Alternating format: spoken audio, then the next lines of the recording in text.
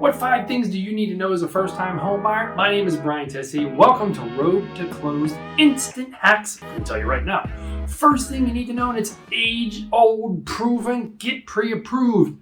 Preferably not pre-qualified. That is different than pre-approved. And preferably don't wait till you find the house and then go get pre-approved. And preferably do not go with some sort of high volume online lender that's not in the airspace you're going to buying the house. I'm telling you, happens time and time again. I have buyers that tried saving money, getting a better interest rate with an online company. We missed the closing. It cost them money in moving expenses, Airbnbs or hotels, and they had to pay damages to the seller because they incurred costs because we missed the closing date. Missing the closing date is one of the big things you could have as a negative. So you don't want to do that, and it costs you, the buyer. So get pre-approved, not pre-qualified. Get pre-approved right away, not when you find the house. Get pre-approved from a local lender, not somebody online. The second step you're going to do, and do yourself a favor, is educate yourself on the process. So if you're using a good buyer's agent,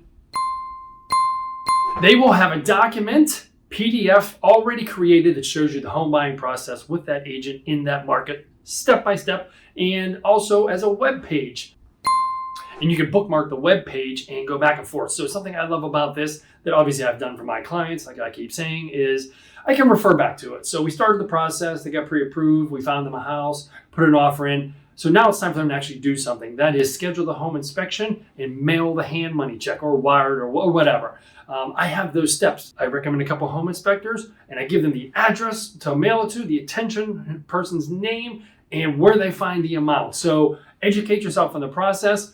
You might go on YouTube and find some videos, but you don't want it to be national advice. You really want to find it specific to your area where you're going to be buying the home, because it's different everywhere across the United States. So instant hack number 3 is get yourself set up on an MLS search. Yes, I know you want to use Redfin. You may want to use Zillow. You may want to use Realtor.com, Trulia. Doesn't matter. You can use all those. You can use a combination. I just have buyers now that I set up on an MLS search. I said, did you look at the results? They said, no, we have Zillow. We like to look on Zillow. Well, here's the thing with Zillow, not slamming Zillow or any of the sites. They're not always accurate.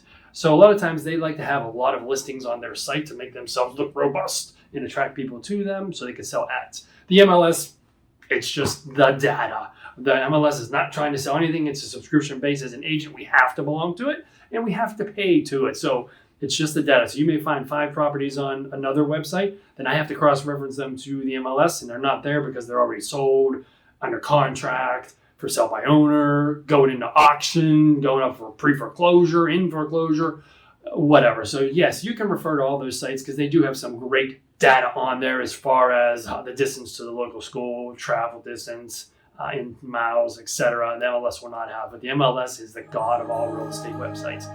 If it's on the MLS, it's very accurate, active, contingent, under contract, pending, sold, whatever. Get set up on the MLS search. Instant hack number 4, do not fall in love with the property as soon as you go in the front door. Now, this was more accurate in our past 2 years, 2020, 21, and a little bit of 2022, because the houses, you couldn't even get them. But now we're going to the end of 2022, 2023, and 2024. We're more of a balanced market, so you could probably fall a little bit more in love with it.